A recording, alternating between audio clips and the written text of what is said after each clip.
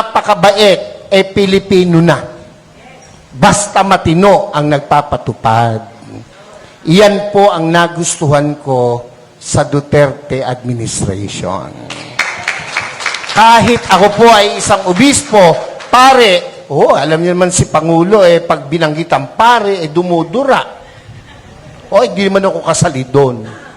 Ang katwiran ko, hindi naman lahat. Hindi ako kasali doon. Binabanggit ng Pangulo, pera si Bisha Perez. Naran po ba kayo? Ba't ako masasali, kapogi kong ito? Na, biro lang po, pero yun po ang totoo. Noong ako po'y nag-aaral, paborito ko pong guro, may katapangan. Abay, nakikinig lahat ng kaklase ko. Pag ang guro ay napakabait, naglalaro yung mga klase ko. Walang matutunan. Nakuha niyo po bang ibig kong sabihin? Sigurado, ang mabait, ang pinsang buo, katangahan. Pakisabi mo nga sa katabi mo, pinsang buo ng mabait, katangahan.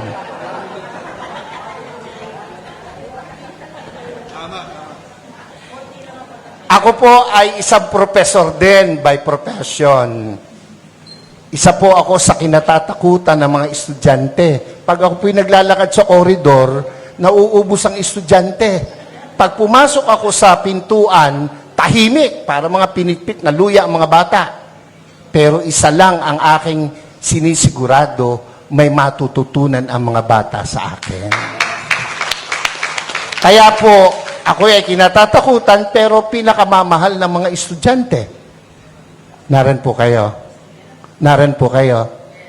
Ako po'y nangangarap na ang Duterte mabalik. Yung mga hindi pumalakpak, bahala kayo. Naran po kayo. Pansinin nyo, noong panahon niya na nakaupo, mga politiko'y takot na gumawa ng mali. Pati pulis, pati sundalo, takot. Biglang, anong nangyari? Ngayon ang mga kurakot mga nakaupo. Naran po kayo? Ako, tayo hindi pinanganak kahapon. Alam natin yan. Bakit ang isang obispo ay sumusuporta sa ganito? Hindi masamang mangarap ng pag-unlad ng pagkakaisa sa bansa natin. Kung hindi tayo magsasalita at kikilos, kung hindi tayo magpapakita ng puwersa, ng lakas, sino ang gagawa nito? No, kung palakpak lang, hindi mo magawa, lalo na sa rally, hindi mo kaya. Yung makasigaw ng Amen! Yan yung matatapang. Yung mga hindi nakikain lang yun. Yung mga ganon, kumain lang yun ng kanin at ulam kanina. Nakakalimutan na. Dapat, ito ang tandaan nyo, ang buhay natin, minsan lang. Pakisabi mo sa katabi mo, mamamatay ka rin. Sabihin mo, malapit na. Pero, bago mamatay, napakagandang nagparinig ka, nagparamdam ka para sa bayan.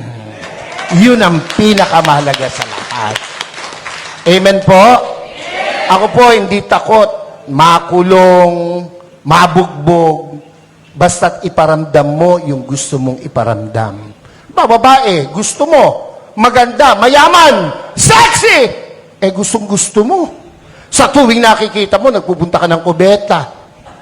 Hanggang kubeta ka na lang, hindi ka magtatapat, hindi ka magpaparamdam. Pag dumaan na ganon, simulan mo sa kindat. Simulan mo sa dila. Hanggang sabihin mo, crush kita.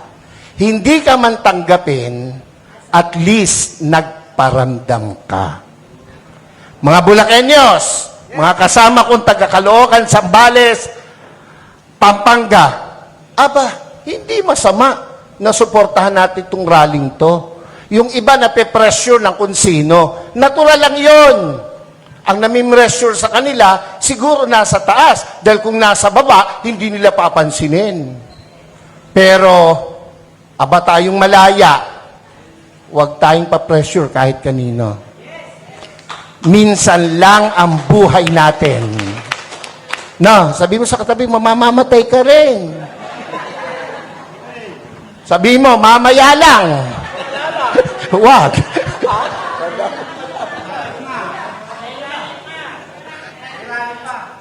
Dapat iparinig natin, iparamdam natin ang ating saloobin. We are not against the government. Never. I never will. Lalo po ako. Ay, nakapula nga ako eh. Naran ba kayo? Pero, kailangan nilang makita, kanilang dapat marinig, ang dapat makita at marinig. Gera? Handa ba ang Pilipinas sa gera? Ha? Kurutan man talo tayo sa kurutan. Ilan ang bilyon ang Chino, ilan tayo. Panuntukan, talo tayo. Huwag nilang gawing issue yan. At hindi mangyayaring magkagera. Pilipino pa, subukan nila rito, talo sila. Kung ang laban lang ay chismis, panalo ang Pilipino. Ano? Ewan ko ba sa Pilipinas walang chismosa? Wala ano? Mamatay na sana, Lord, yung mga nagsisinungali. Huwag nilang gamitin yon na panakot, divert. Yung binanggit ni kapatid tungkol sa ayuda, wala akong question dun eh. Ang question ko ron ay nakakarating ba sa tamang tao yung ayuda? Ako hindi pa nakakaranas ng ayuda. Ewan ko itong mga kasama ko sa harapan. Nakatanggap na ba kayo? Ayuda. Kayo ba'y nakatanggap na? Kaya kayo magrarally, hindi pa kayo nakakatikim. Ako pinagbibiro lang, pero iyon po'y katotohanan. Kung napupunta sa tama. Yan lang panahon ni Pangulong Duterte, kino-question ko na ang sana ito'y mapalabas, makuha ng SMNI. Yung binibigay natin sa 4-piece. Yung dole, yung mga tupad na nagwawalis at nagdadamo. 1 oras lang ang naipapile 8 hours. So, walang problema ang gobyerno. Yung nagpapatupad. Naran po kayo. Yung 4-piece, hanapin mo mga nanay, isinasanla yung card. Nangagsusugal. Kung ang binibigyan ba niya matitinong kagaya ng nasa harapan ko ngayon, yung mga hindi nag-yes, bahala kayo. Ako'y nangangarap ng maganda sa inyo, kayo hindi nangangarap. Naran po ba kayo? Hindi ako against dyan, pero dapat tama ang binibigyan. Naran po kayo? Pag dumaan sa politiko, dole, ang magwawalis, mayayaman pa sa amin. Pero, naka-uniform, nasa lilim, nagkikwentuhan. Ang pinagkikwentuhan, ganito lagi. Alam mo ba?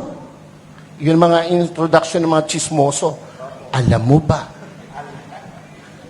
Alam niyo ba? Tango naman.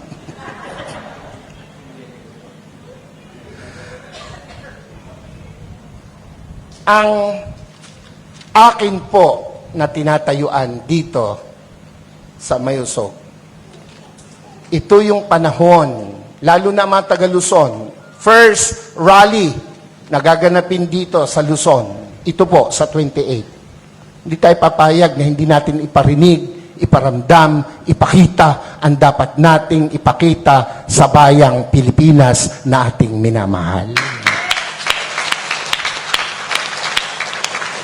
Ako po, Kung matetreten sila sa pagtakbo ng mga Duterte, matreten sila.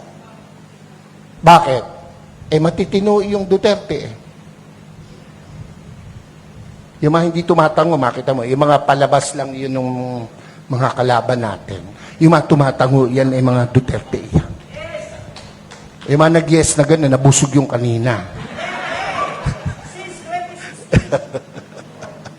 Ako po, kahit obispo, nung panahong iyan ay lumalaban, ako po'y kasama. Ako po'y nangitim. Ako'y inalukan na maupo sa kabinet. Hindi ko tinanggap. Ang gusto ko'y makita siyang namamahala. Kung anong ginawa niya sa Davao, gawin niya sa Pilipinas. At ginawa niya sa Pilipinas. Mabalik yun, ako po ay matutuwa. Sa inyo pong lahat, yan po ang panibukas. Sa 28, sama-sama tayo, susuporta, magpapakita, magpaparamdam. Iisa ang buhay, iparamdam natin ito sa bayang minamahal.